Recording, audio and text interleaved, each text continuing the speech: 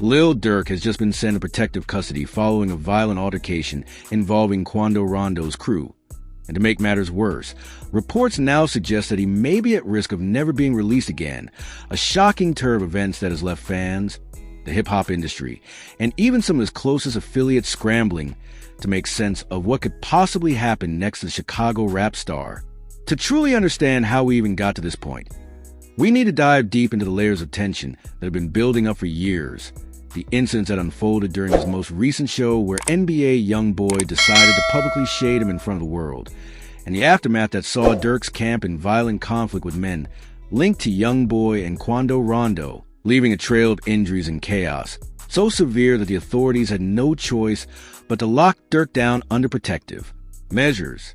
Now, let's really peel the situation back, because what's happening is not just about one man's safety. It's about the ongoing power struggle in hip-hop, the consequences of long-standing beefs, and how one of the most successful rappers in the game might now be staring at the possibility of having his entire career taken away in an instant. Please do not forget to like this video, share and subscribe to this channel if you want more updates like this. Thank you. Now, let's get back into the video. From the very beginning, Lil Durk's career has been built on both triumph and tragedy. He rose from the dangerous streets of Chicago's South Side, where his music became an outlet not just for himself, but for an entire generation of people who saw their lives reflected in his pain and persistence. His affiliation with OTF, Only the Family, was more than just a label. It was a brotherhood forged in loyalty, street struggles, and a vow to never let the outside world tear them apart. But as his fame skyrocketed, so did the enemies, and the name Lil Durk became synonymous with the tension surrounding Chicago drill music. King Von's legacy and the constant back and forth with rappers aligned with NBA YoungBoy.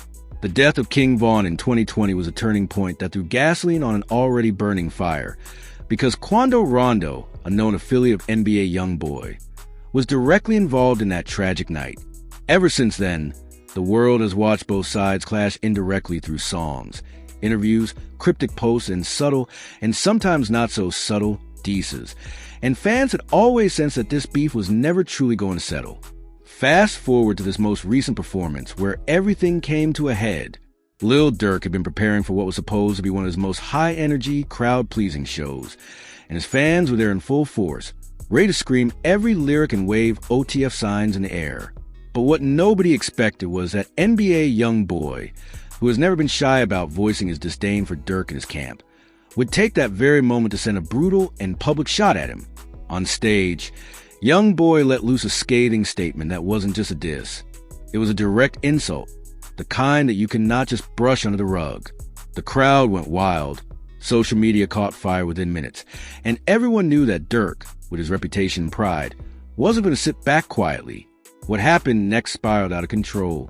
Reports claim that members affiliated with YoungBoy and Quando Rondo confronted people from Durk's team later that night, and what started as heated words quickly escalated into physical altercations. Witnesses described the scene as pure chaos, bottles flying, fists swinging, and even serious injuries being reported as rival crews clashed in a storm of anger and revenge. By the time security and police got involved, it was already too late to stop the damage. Several people were hospitalized, some were arrested, and the spotlight once again turned to Durk as a central figure in what was being described as a gang-affiliated eruption. And while Durk himself may not have thrown a punch or lifted a hand during the fight, the authorities saw him as a high-risk individual, not just a victim, not just a star, but someone whose presence could ignite further violence. That's why the shocking decision was made. Lil Durk was placed into protective custody. Now, protective custody sounds like something you only hear about in mob movies or TV dramas, but in reality, it's a serious measure. It means that law enforcement and correctional officials believe that keeping someone in the general population or letting them walk freely could put their life in immediate danger. In Durk's case, this is about more than safety. It's about survival, because the enemies he has made over the years are not the type to play fair. They are calculated, relentless, and fueled by years of animosity and bloodshed. The idea that Durk is in protective custody has sent shockwaves through his fan base because it essentially strips him of his freedom, keeping him under lock and key with no clear timeline of release. Here's where things get even darker. Insiders are now claiming that Durk's protective custody may not just be temporary. There's growing speculation that the legal and safety concerns surrounding him could keep him there indefinitely. And think about what that means, not just for his personal life, but for his career. This is a rapper who's been dominating charts, collaborated with some of the biggest names in music, and carrying the weight of an entire movement on his shoulders. He was just beginning to cement himself as one of the most respected figures in hip-hop. And now, that could all be taken away in the blink of an eye. The fear of never getting released is not just paranoia. It's rooted in reality. Authorities have to weigh whether allowing Durk to return to normal life could spark more violence. Remember, the YoungBoy and Durk rivalry is not a minor spat. It has already cost lives, ruined careers, and created dangerous divides across the industry.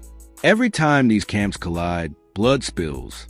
So, if the state feels that keeping Durk contained is the only way to prevent another bloodbath, they may have no choice but to keep him under protective custody for as long as they deem necessary. For Durk supporters, this feels like deja vu. They've already seen him lose so much.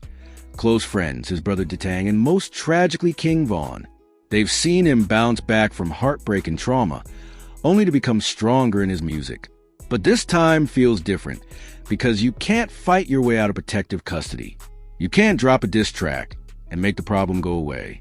You can't just move to another city and hope the beef cools down.